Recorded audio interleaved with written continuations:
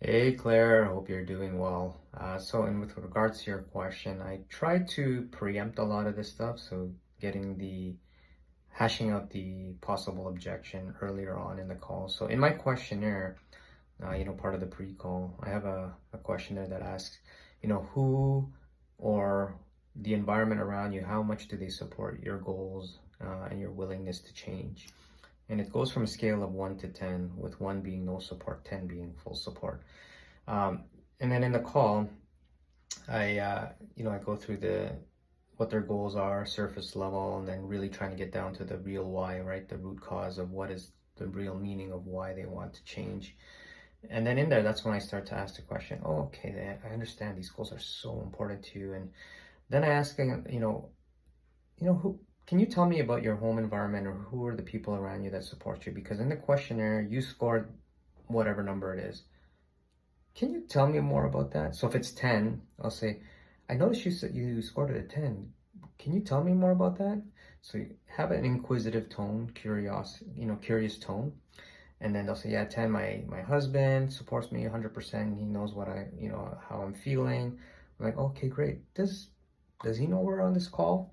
And then if they say yes, perfect. Because that's hard to, at the end of the call, it's hard to kind of bring back, I'm going to talk to my husband, because we just kind of hashed it out. People don't like to be called liars, right? Or be thought of liars. So you've already hashed that one out. Now, if they score anything less, and then I say the same thing. I'm like, well, these goals are so important to you. But on the questionnaire, if you recall, you scored this support, around you like a 6. Can you tell me why? Do the people around you not think your goals are important, or they're not serious enough? And then they're going to open up, right, and tell you, what the problem may or may not be. Oftentimes they'll clarify and say, oh, you know what? No, my husband actually is on board. It's just for me, whatever. They come up with all these answers. So that's when you start to kind of just unravel what the support question is. And you could kind of go from there and see if there's truly a spousal or partner objection, or is it just a smokescreen later on, right? Now, oftentimes they'll say they don't know, right? They don't, the partner doesn't know how I'm feeling.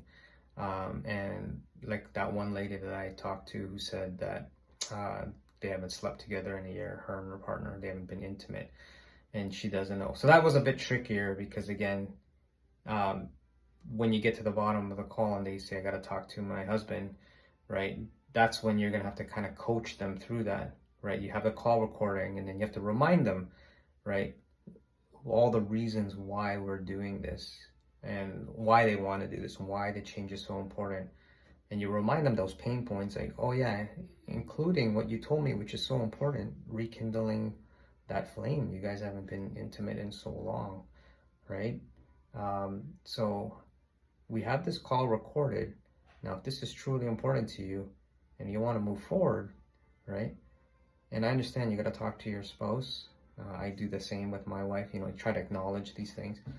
But just because he won't understand if he didn't know that we're on this call, why it's so important to you and what you've been feeling and how it's affecting your relationship.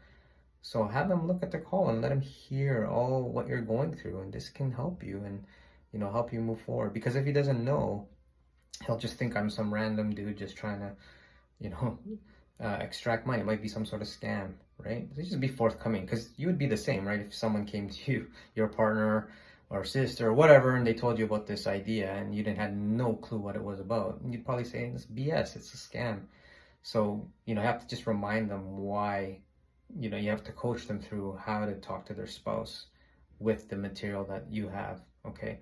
But I think what's important is really earlier in the call is kind of nailing that down, and don't make it combative. This is what I found was, I've lost sales like this, is when you kind of get combative. You have to just really be empathetic, acknowledge, always have that curious tone. You notice my voice, I'm very curious when I ask. It's just being inquisitive and sometimes a bit of concern, right? And you taught me that, being slowing down too. So I've been trying to use my pacing a little bit better, because it's been difficult, because I've been trying to speed up my calls, meaning have them end in 30 to 45 minutes. But at the same time, when you encounter these things, it does require some patience to get through. And if you rush it, you could totally mess it up.